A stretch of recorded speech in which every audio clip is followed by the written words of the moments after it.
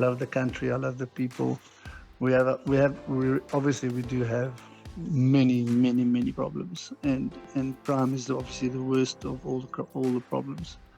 And you know, I'm not naive about it, but as long as I can stay in this country and make a difference, and I'm gonna stay here.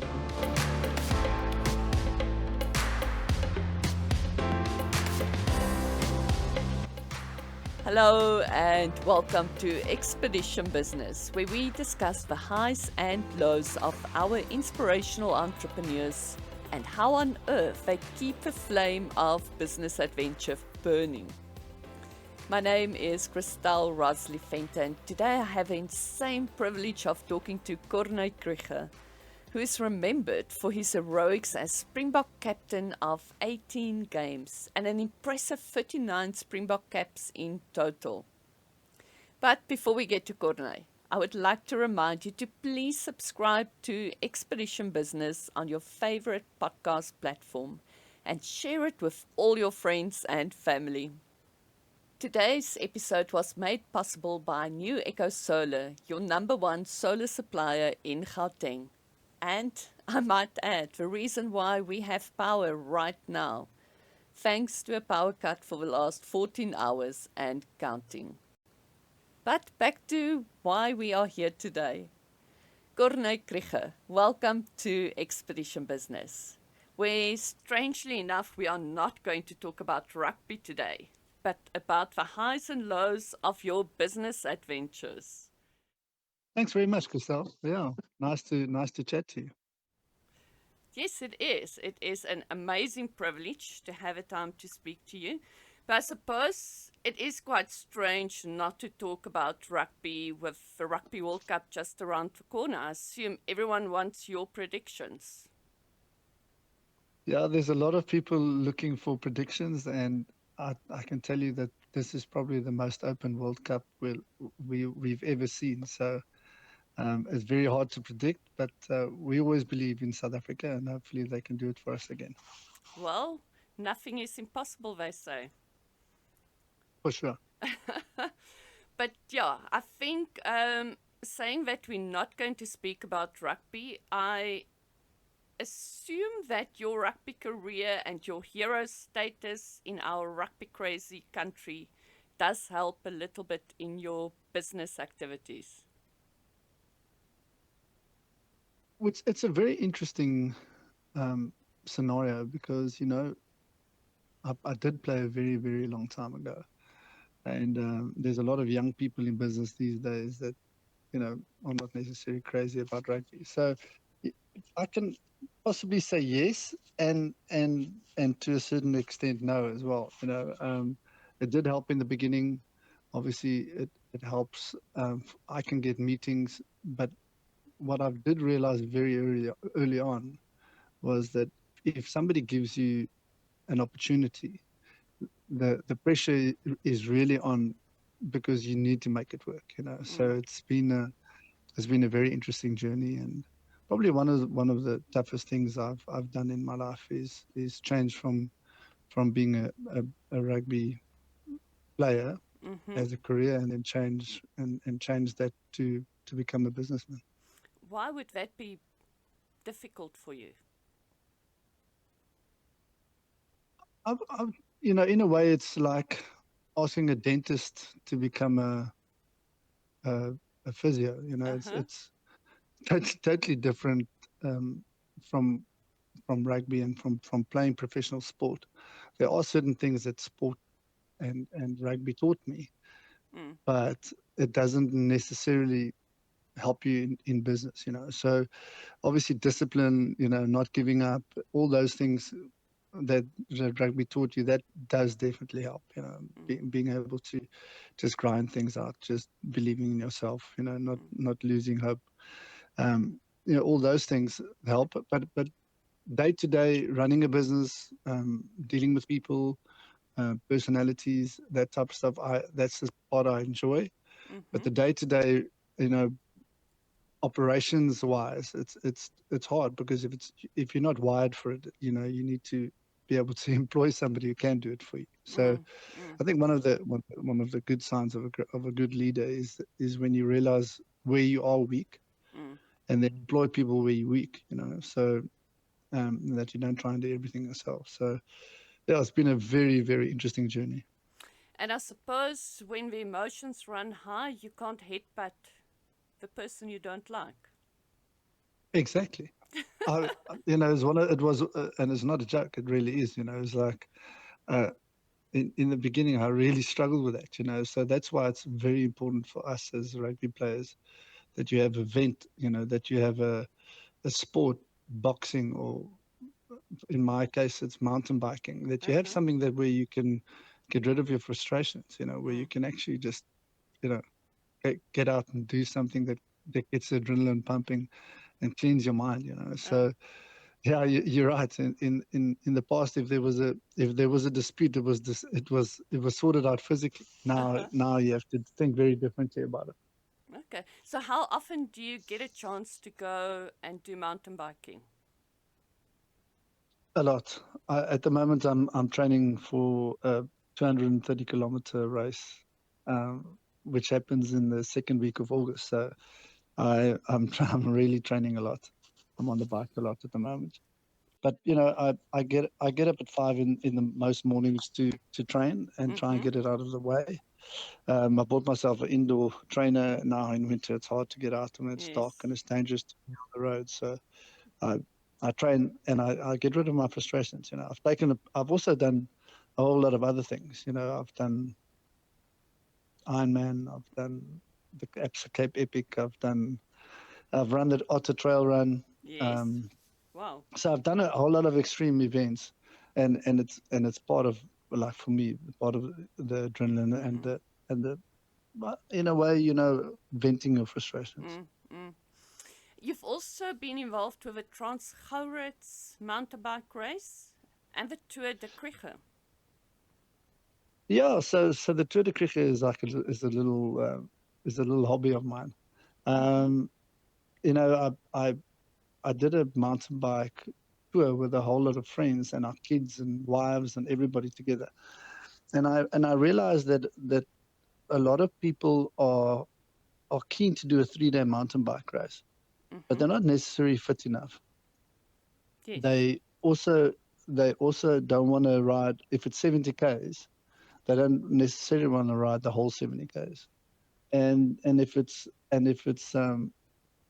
they want to get off, they want to get off, and there's no cut off. And so I I started this little journey, geez, about 6 years ago now, Mm-hmm. and it's been a great journey. It's very small. It's 45 handpicked invited guests, Mm-hmm. and we we we decided to do it in a big 5 game reserve because it's not often that you can cycle between big 5 game and so it's bunched up 10, pretty much 4 bunches of 10, Mm-hmm. and there's a game viewing vehicle in front of you and behind you. And what that does, it allows you, one, it doesn't allow the lions or the elephants to get to you, but Mm-hmm. it also allows you that when you stop at a water at one of the water holes, that you can get on the vehicle and watch a bit of game, ride 10 k's on the game viewing vehicle, then get off and go again. You don't have to ride the whole thing. Mm. So that's how the whole thing came about, and it really is a very special race. Well, not a race, but I call it a race, but it's not a race; it's a ride. Uh-huh. And it really is a special event for me because there's 4 or 5 guys who've come all the way with me. They've come to every single one, but it's nice to have different people there, the businessmen, entrepreneurs, Mm-hmm. CEOs, top top businessmen that come and just have a great time. It's very exclusive, so you don't have to eat in a tent with 1,500 other people. It's 5-star accommodation, and everything is included in the fee. So yeah, I've made it a very special event for people. Well, it sounds like a great networking opportunity. Yeah, that's what we did. We decided to make it a networking opportunity, and also, like, if people want to bring their clients and or potential clients, that's Wow. that's the idea. So we there's a little booklet. Everybody gets a booklet. There's a head and shoulder photos of every person at the event. The first evening when we get together, we go for sundowners first. KWV Crackson Gin sponsors the gin. Uh-huh. So you have a nice gin sundowner, and then everybody gets together, and then you can in the leaflet you can actually see who you want to talk to and who you want to connect with, and it really has been an amazing journey for me. And this year, I've got a title sponsor for the second time. Mm-hmm. That the Optimum Investment Group have decided to be the title sponsor. So Okay. I'm looking forward to this journey with them, because it's an ideal opportunity for you to spoil your clients, Mm-hmm. or to network with people that you've always wanted to network with. It's a great opportunity. Well, I think there's definitely room for more events like that. Yeah, the thing is, you're right, because it's so small, it's 45 max people. Mm. It's because it's so small that I think the opportunity is there to duplicate and do more than one. Mm. But for now, it's just one in the whole year. Wow. Okay. Corné, I just want to quickly come back to something that I find extremely interesting way back before your rugby days. Your parents Mm, who lived in Lusaka sent you to Paul at the age of 4, yes. and you only Yeah. returned home to your parents twice a year. I Yeah. assume that must have made your mind as strong as an ox. Yeah, it's an incredible story, and um, you know, kudos to my to my parents. I look at this year. My son went to boarding school in Paul Boys High, and he turned 14 while he was there, and it was tough for me to send him an hour away, Uh huh. and only see him on weekends. At the age of 4, my parents, my brothers were already here, Mm. so that's why I went a little bit earlier than they did. But you know, at the age of 4, I turned 5 in grade 1, so I was 2 years too young for my grade. That's So insane. um, yeah, and we only went home every 6 months. I think in the end it really broke my mother. Mm. She Mm. it broke her heart, and her health didn't. It wasn't good for her health, put it that way. Oh. And but they did what they needed to do to give us an opportunity, and it's worked out well. All three of us are doing relatively okay in life, and in general. So tough times, also creates, tough people. And I've been through some very tough times, and it's made me very resilient in Mm. that sense. Yeah. So, what would you describe your toughest times that you've gone through? Those early years in not really boarding school, first staying with people who were prepared to take us into their homes, Mm. because Paul Boys Primary didn't have a boarding school. And then obviously then going into boarding school at that young age, it was tough, and you had to fight for yourself. You couldn't, moan and cry Mm. on other people's shoulders. You had to figure things out for yourself. So it was tough, but it was also an incredible journey. And you look back and you wonder, how did I get through that? How I wonder who looked after me, because if I got, like, if my kids at a swimming gala or at an athletics competition or whatever, Mm. I think, geez, I'll try and keep my eye on him all the time, and I wonder who the hell looked after me. Somebody must have had kept an eye on me and made sure that I got to the right events at the right time. So they say it takes a village to raise a child, and geez, the Paul community really must have done a lot of hard work to get the crickets through school. That's for sure. I can imagine. Um, just on a slightly lighter note, somebody remarked to me that you must be in touch with your feminine side, that you are involved in the promotional gifts and clothing side, as that is normally reserved for the females. But that's not your only business that you do. Yeah. I am in touch with my feminine side, that's for sure. And have you learned how to say sorry to your wife yet? Uh, many, many years ago. Good. I figured that out very quickly. Oh, That's one of the easier things for me to do.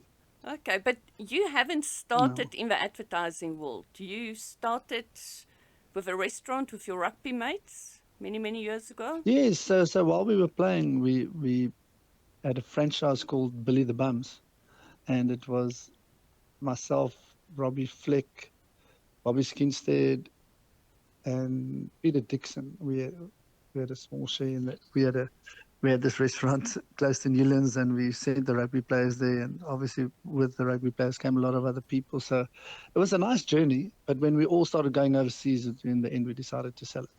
Mm. And it was our first sort of introduction into business. And and since then, lots of ventures, and some of them have worked, some of them have gone really badly wrong. Uh-huh. And but you always, as an entrepreneur, you're always looking at opportunity, you're looking at what you can do and what. So I'm in the promotional game, and I'm in the advertising game. So I've got lots of advertising boards around the Mm. country. Um, the three big metros are targeted in as a project for in the townships, and Mm-hmm. so literally all the major townships around the three big metros in Gauteng, KZN, and the Western Cape. And so I've got advertising boards there, digital boards, and then a couple on the highways and byways, and then the other business I have is the promotional side of the business. So it's a Mm. very it's a very interesting game. The promotional business, you start at zero every month. Mm. Where at least with the advertising, if there's a 3 or 6 month contract or a 1 year contract, that you got there's some turnover going on anyway. Mm. So the annuity income is a nicer, let's call it a easier business. And it's never easy, but the promotional one is one that's close to my heart. I actually enjoy looking at new opportunities, looking at coming up with ideas for companies and changing things up, because there's your standard promo stuff, and then you can really think outside the box and Mm. come up with really Mm. great ideas. So that's what we do. We try and be different, and we, Mm. we try and be you know more modern type promotional stuff rather than just a stock standard stuff. Like all the females are doing it.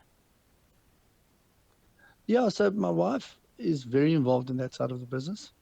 So that's the one where I spend a lot of time now, because we're really looking to scale it and to build into a very strong business. So I'm spending a lot of time on it now, and it's exciting because we deal with a lot of great companies who like the way we operate, who are very loyal to us, Mm-hmm. and that's great. But loyalty is as good as your last order that you messed up. So Mm-hmm. so Abs- we realize that, and we really focus on being great with our service, but also coming up with great ideas and being ahead of the game. mm. Well, what I can see is the brands that you also represent, apart from the standard ones, is quite high profile brands.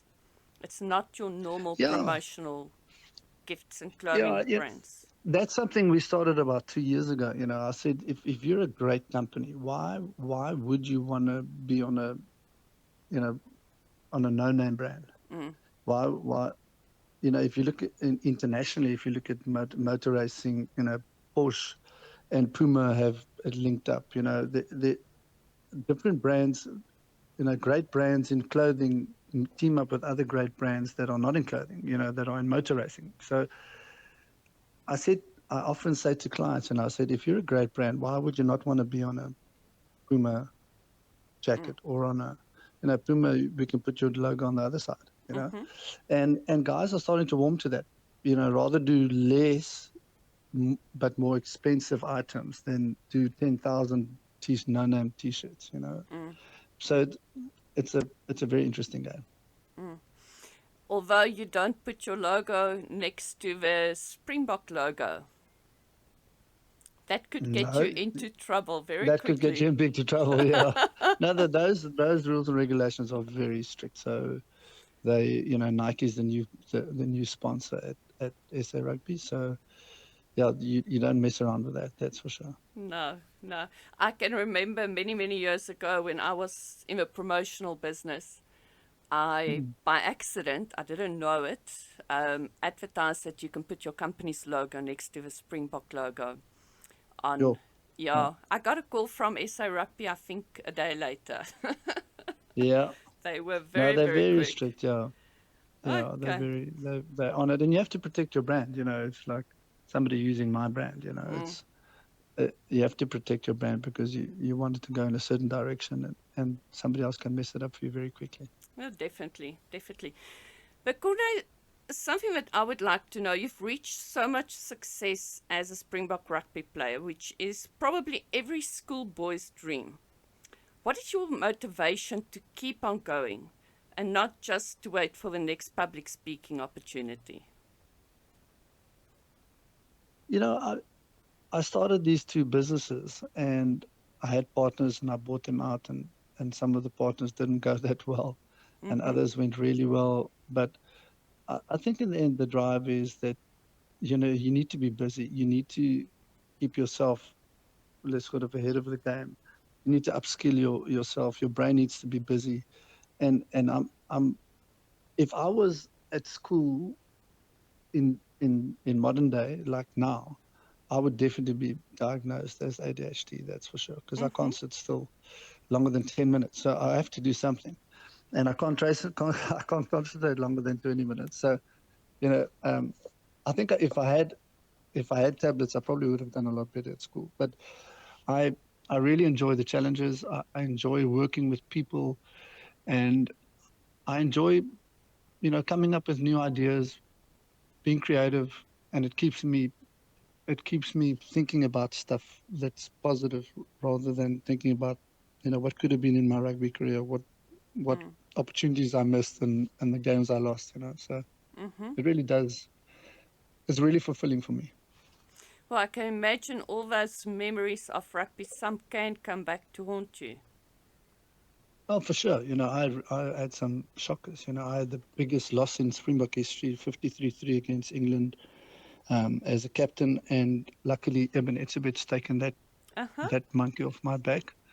But I also had the biggest win. In my first game, for the Springboks, I was captain in my first Test match, and we won 101-0 against Italy. So Insane. after many years, I think you start to forget the bad ones and you Mm, remember the good ones. mm, mm, But yeah, but business is challenging, and it's never easy. There's mm. there's always things going on. I had a bit of an incident like today with one of my managers in Joburg. So and then crisis, and you got to sort it out, and you got to figure out how you're going to get through it. But again, as I said to you, if your attitude's right, there are only problems. There are no problems that are not overcomable. So you Mm, can mm, overcome every single thing if your attitude's right. mm. I was actually about to ask you that with all your trials and tribulations, I assume you don't ever get to a point where you want to pack up and go home. Yeah, my rugby career was quite you know tough in terms of injuries. I had two massive injuries. One, I missed the World Cup, and so I had really big knee injuries and lots of other injuries. Broke my jaw and legs Ish, and ish. bones, and so yeah, it was. My career was also not easy, Mm, and but I always also believe that you don't always have to struggle. They say a clever guy learns from his mistakes, and a wise guy learns from other people's mistakes. If I'd known that right early on in my career, uh-huh. in my business career, I would have listened to a lot of other people a lot earlier. But I've been through some tribulations, but in general, it's been business has been good to me. And when you think things are not going to work out, something happens, and lots of blessings, put it Mm, that way, lots of things that I can never take the credit for, it happened. So yeah, I've also been blessed in a big way. Speaking of being blessed, you are not shy to talk about your relationship with God and the effect that that has had on you. Yeah, it's often difficult to talk about it because you don't want to throw it out there and offend people, because people get very um, easily offended, if I call it that, Yes. these days. But it's something that I stand by and that I live by, and I'd rather walk the walk than talk the talk. Mm, So if people deal with me, then I'd like them to see it rather than just hear yeah. it. Mm, And that's the way I live my life. mm, mm. Well, I think with everything that goes on, yeah, that is important to have that on your side and know that somebody else is there to help you as well. But yeah, I think when it comes to your business, what makes you feel on top of the world? Yeah, I think signing a new deal, or signing up a new customer, and not a customer, a new client, getting people on board, going out doing presentations. That's the stuff that excites me. Mm, mm, Sorting out the admin in the office, dealing with HR problems, mm-hmm, is not is not the great part of business. But like anything in life, you got to take the good with the bad. You got to, if you're in business, that's HR is part of your business, and you have to deal with that. mm, So yeah, I enjoy the exciting parts, the presentations, the looking for new clients, seeing new clients, presenting to them. I love that. mm-hmm. That makes me feel on top of the world. But yeah, as I said, day to day HR problems, not not not really the stuff that I like. But like anything, in rugby, I didn't like the injuries, but the injuries is part of rugby. Mm-hmm.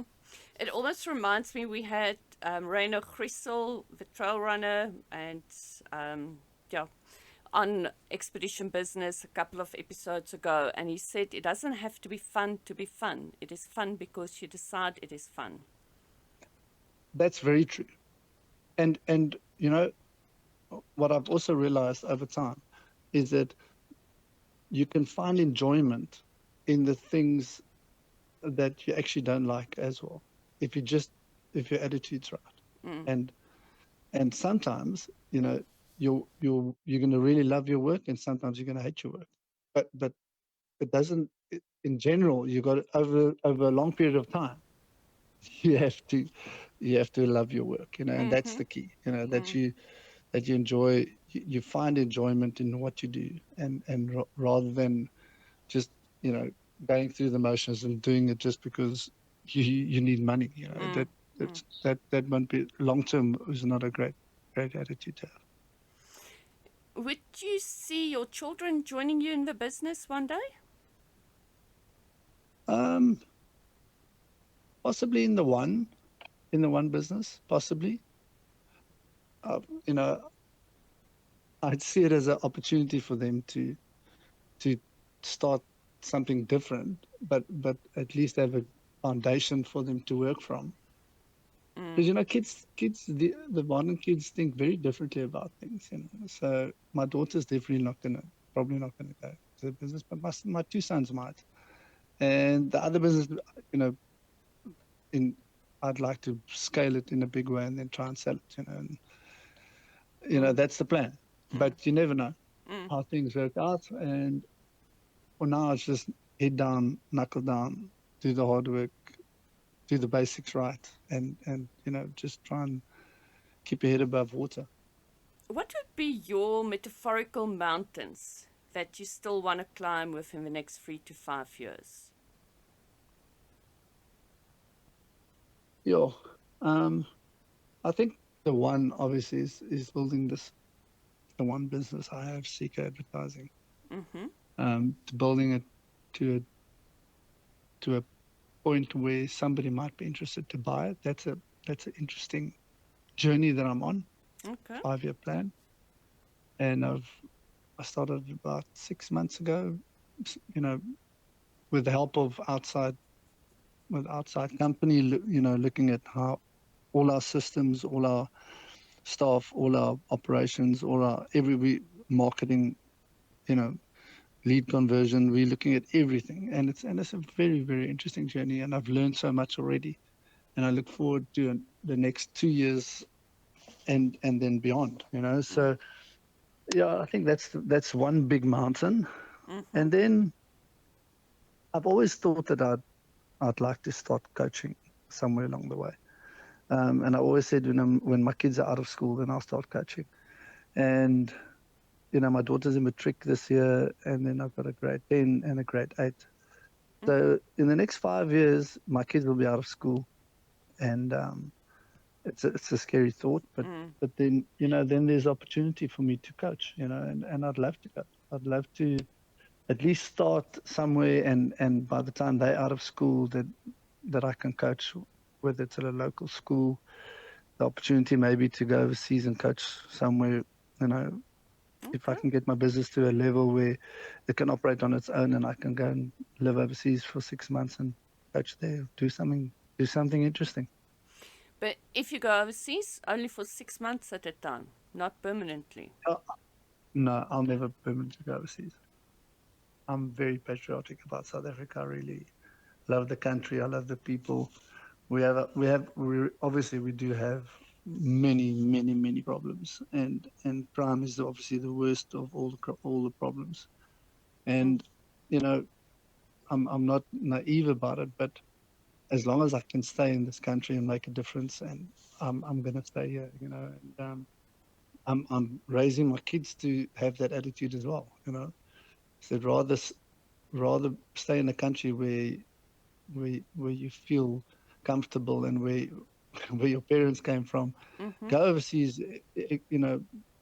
push the boundaries, go out, broaden your horizons, do what you need to do, but you mustn't just want to immigrate, because if that's your attitude, then this place is never going to be good enough. And I've seen so many people immigrate and go to Australia, New Zealand, wherever, and then they're not that happy. They're not as happy as they thought they'd be. Mm-hmm. So I'd rather try and make a difference where I am in my community, make a difference, and and and live in an area where I really like, and with the same cultured people, the same sort of people who have the same mindset, and it is an unbelievable country. I've traveled all over the world, and I've never seen a place that I go, wow, I'd rather live here than in South Africa. Mm. I imagine that a lot of your friends that went to Australia and New Zealand, some of them came back as well. The other those that can afford to come back. Mm. Some of them can't afford to come back. If you pack up and sell everything, it's very hard to come back. So yeah, some of them are back, and I didn't want to say I told you so, but as I said, I've traveled all over the world. Especially Australia and New Zealand. I've traveled many, many times, Mm. and and yes, they're beautiful. There's some places I could stay for a couple of weeks, months, but nowhere that I could really say, geez, this is a place I'd really like to settle my whole family. So Mm. we put it this way: I've raised very patriotic children. Okay. Okay. So they don't want to go overseas one day. Well, they want to go and have a look. I mean, we've taken them twice. We've taken them twice to go overseas, Mm-hmm. and th- they love the sea, they love the nature, and therefore, the opportunity here is, I mean, where else can you see these beautiful beaches Mm-hmm. and have the weather that we have for 8 months of the year? We've had a very cold, bad winter this year for the first time in many years. But in general, the weather is just fantastic. So yeah, I think my kids want to go overseas and spend some time there, but none of them have indicated that they'd like to go and not come back. Mm. Corné, just quickly, you've mentioned earlier that you have made a bit of mistakes in business. Let's leave rugby for now, but since you Mm. started your business, if you could have started over again, what would you have done differently? Yeah, it's difficult. You got to pick your business partners correctly. My first mistake was you in a way the partner picked me, but the thing is you got to, if you have a partner, you got to be 100% sure that everything is in order, that your shareholders agreements are in place, all that sort of stuff, and so I burnt very early on that side. So that's the one mistake that I made. And then the other mistake I made is that I had an idea, and it was backed by a big company, and I went huge. And in the end, that company got bought out by another company, and the whole project fell apart. And I'm still sitting with the broken pieces, if I can call Mm, it that. mm, So going too big too early on a deal, it backfired a bit in my face. So that's how you learn. You know, if you ask any big corporate company, they, not one of their clients is bigger than, let's call it, 20%.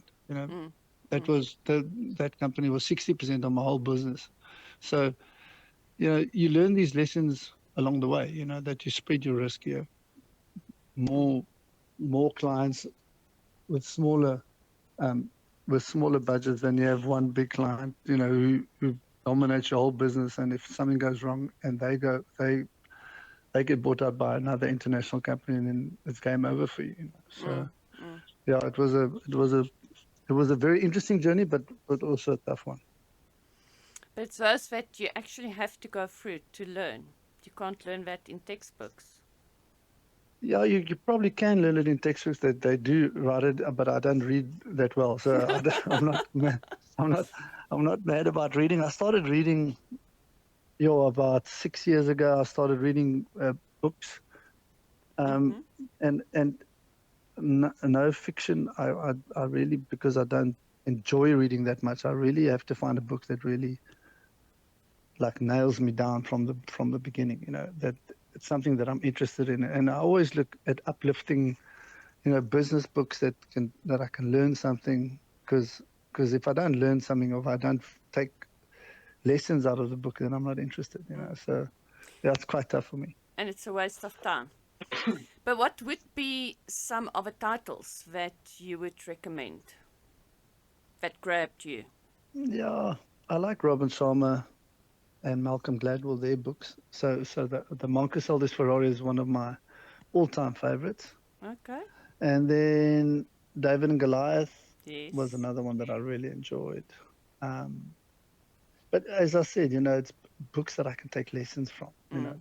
You Mm. know, and in the Monk Sold His Ferrari, he spoke about a lighthouse, and we all have a lighthouse in our lives. So that's that one massive goal, dream, where you want to be one day.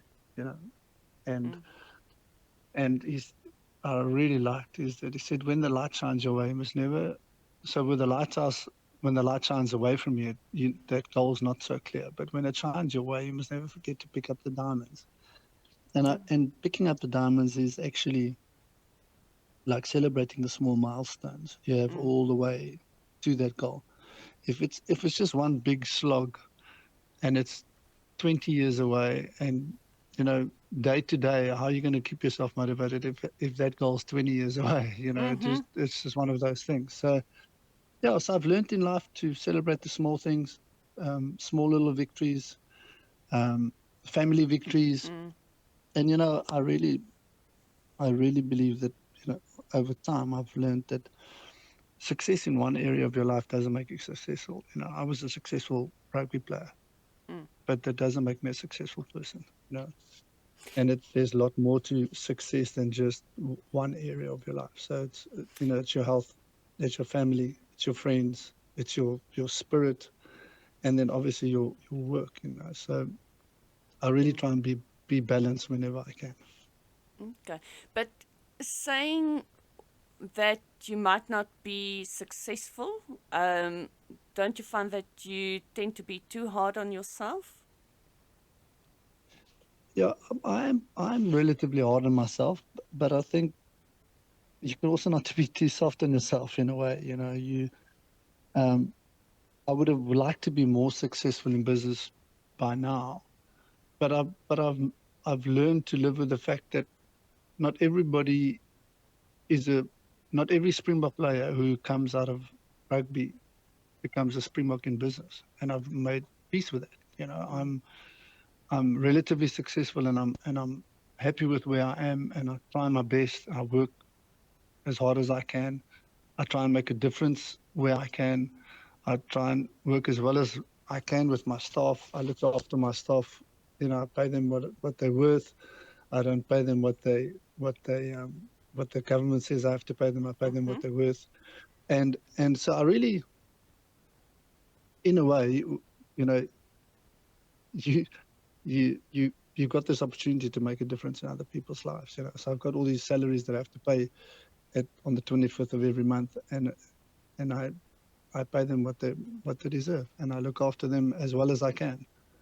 And when things go wrong, then I am also tough. I'm tough when it comes to people haven't done their work. When Mm. things when people take my good, let's call it goodwill, Mm. and for granted, and abuse it. Mm. Then I get very angry. So um, But you don't but I've headbutt them. but no, not yet. I haven't done it yet. It's 18 years in business now, so yeah, Okay. not yet. So no So I time think in out. 18 years, yeah, so no time out, no yellow cards yet. But you've mentioned making a difference a couple of times apart from looking after your staff. Is there anything else that you're involved in or want to be involved in?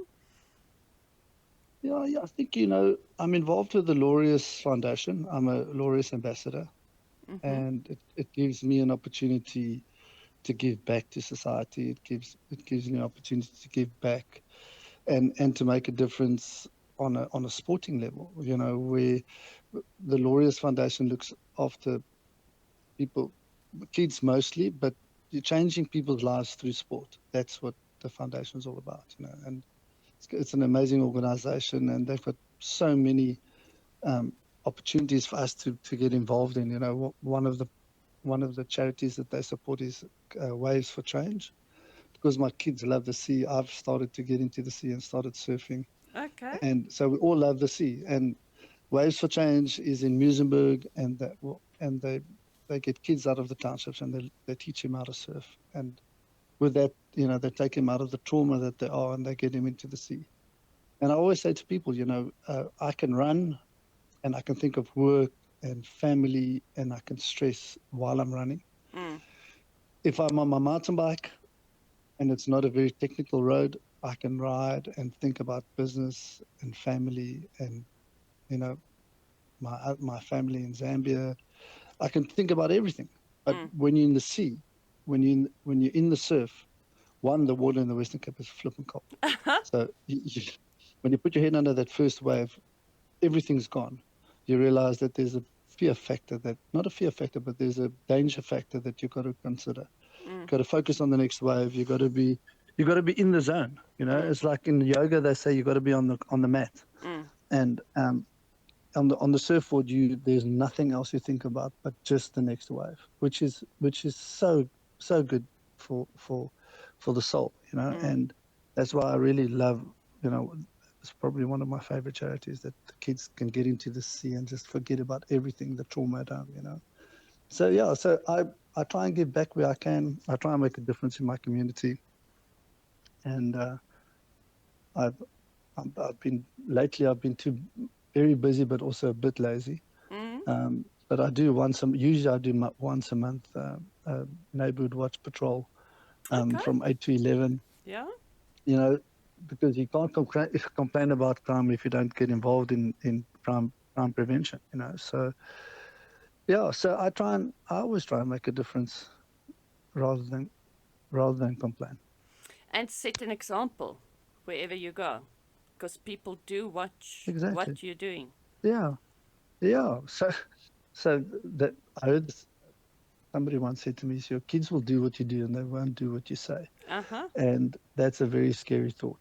But it is so true. They watch what you're doing all the time. They're watching what you're doing. So I try and set an example, and I've failed miserably in many times. And then it's like, okay, get everybody together and say, kids, that's not the example I wanted to set. Um, but I'm going to try and be better next time. And nobody is perfect. So once you realize that, and you can apologize and carry on, then life gets a bit easier for you.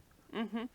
It almost reminds me to in the beginning we spoke about apologizing to your wife that you learned on very, very early in Yeah, your marriage, but learning how to apologize, yeah, makes a massive, massive difference.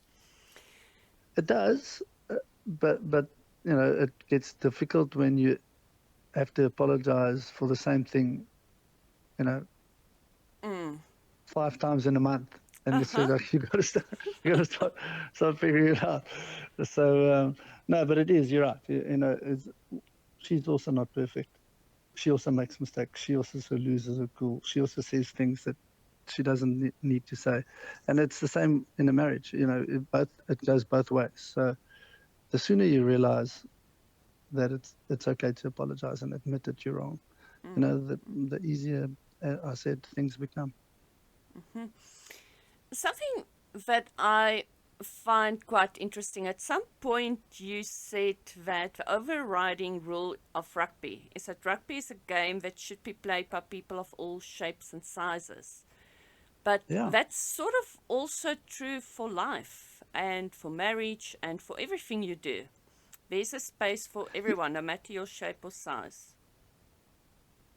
yeah. That makes rugby very interesting, and it's not a lot of people know that the overriding rule of rugby, if they change any rules in the scrum, in the line out, wherever, it always comes back to the fact: will this change the overriding rule, which is rugby should be a game played by people of all shapes and sizes. And that people with different shapes and different sizes have different personalities. Big fat kids have got a different personality to a small skinny kid.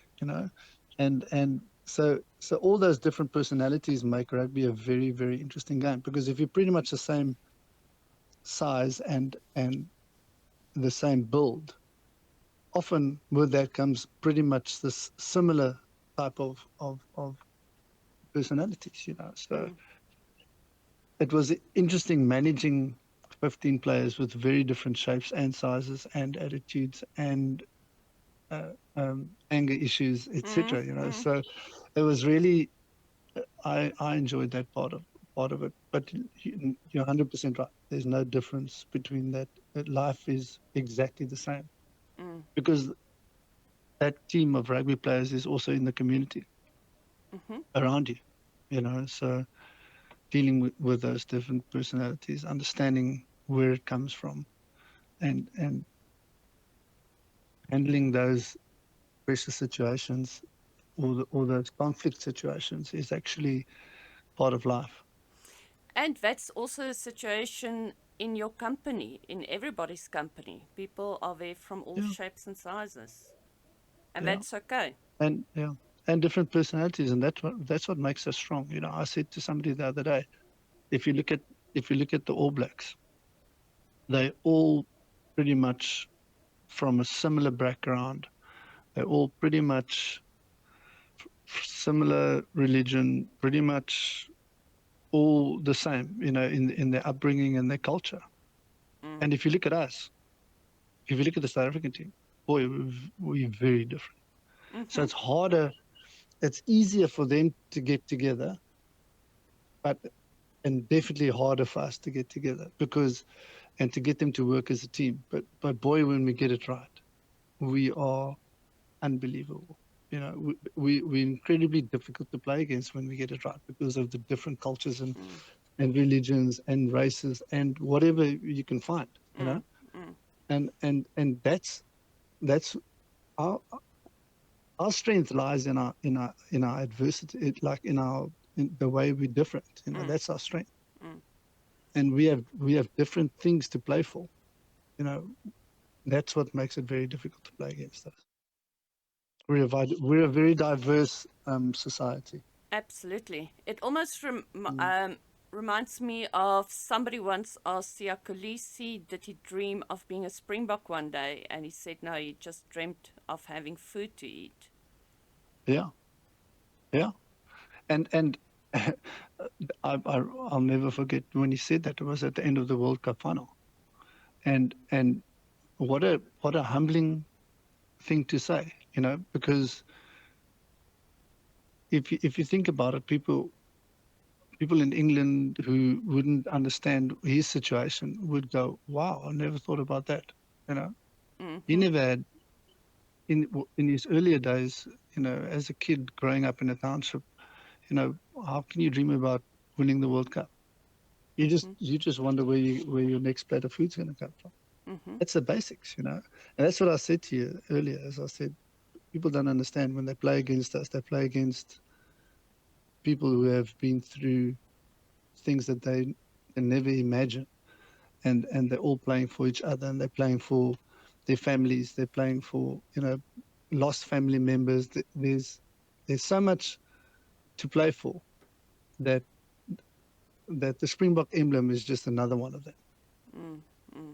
While you are saying that, I'm thinking that if a Springboks can come together from all these diverse backgrounds and they make it work most of the time, um, it is also an example for South Africa as a country with all the challenges that it is possible to make things work.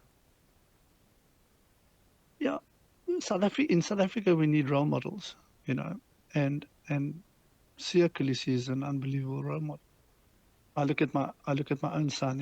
He's into bodyboarding, Uh huh. and and we had no idea what bodyboarding was, and he started doing bodyboarding, and he's very good in what he does. But the little village that we live in, Malpo Strand, um, two world champions have come from here. Okay. So for him, he surfs on the waves that these guys grew up on, and he believes that he can be a world champion. So all it does is it puts things into perspective. It puts things, it makes it doable when somebody comes from your background and has gone through the same things as you've gone through. It makes it doable, you know. And I think that's why Siya Kolisi is such an inspirational person. But for many, many millions of kids who grow up in similar situations, that they can believe that they can get out of there. They can get out of where they are. They can become the Springbok captain because Siya Kolisi's done it. Mm, You know, and that inspirational message is one that people underestimate how big it is in our country. mm, mm. It almost reminds me about the whole placebo effect that if you think Yeah, it's going to help you, it will help you. it will. Yeah, for sure. I love the placebo story. Why would that be? No, just because it just shows us how strong our minds are, and that, you know, we really we dominated by our minds, not by our physical ability, you know. And so Placebo just said to the nurses in I think it was the Second World War. He said, you know, when the pain medicine was gone, he said to the nurses, give them anything. So they give them anything, and better, you Mm. know, because they believed that whatever they gave them, they would work, and that's where the placebo effect comes from. So it's a very interesting story. That So if we just continue to believe it is possible, it will become possible with action. yeah, with action and blood, sweat, and tears, you know, nothing comes easy. Mm, I really believe that, you know. You know, winning the lotto comes easy, but it, that's just about anything. You know, mm, that's the only thing. One of the only things. You know, the rest, if you want to do well in anything, it takes a lot of time, hard work, the 10,000 hour principle, and it takes sacrifice. You know, and It's about how much you're prepared to sacrifice. I think in your biography that you released a couple of years ago, you've mentioned 12 years of blood, sweat, and tears. Yeah, that's what it was. You know, in rugby, there's lots of blood, a lot of sweat, and a lot of tears. You know, tears of joy and satisfaction, but also tears of you know, disappointment. You know, losing by the biggest margin in Springbok history when you're playing for the Springboks. You know, it comes with a lot of emotion. You know, and that's not what you planned, and that's not what you wanted.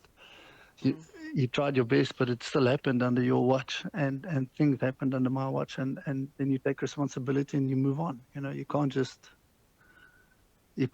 sit back and go, oh, it's the end of the world. I feel sorry for myself. No, doesn't help you feel sorry for yourself. No, no. But moving on is not easy. How do you get over times like that? Apart from getting on your bicycle. Yeah, I just think a self-belief, a continuous self-belief that you can overcome whatever comes your way. And then obviously religion is a part of that. You know, being calm about the fact of not, you know, really getting too excited, and then having a plan. You know, putting certain targets out there and saying, okay, that's where I'm aiming next. You know, that's where I'm going, and you know, start again, get back on the horse. Okay, would that be your parting message to all the entrepreneurs out in South Africa? Yeah, I think it's one of many parting messages, but I think the key is that there are going to be ups and downs. There are going to be highs and lows. But in the end, if you just stick with what you're doing and really believe in yourself and have a very strong support team, you know, having a strong, supportive wife and kids who know everything and who understand that it's tough at times and at times it's really great, you know, that really makes a difference.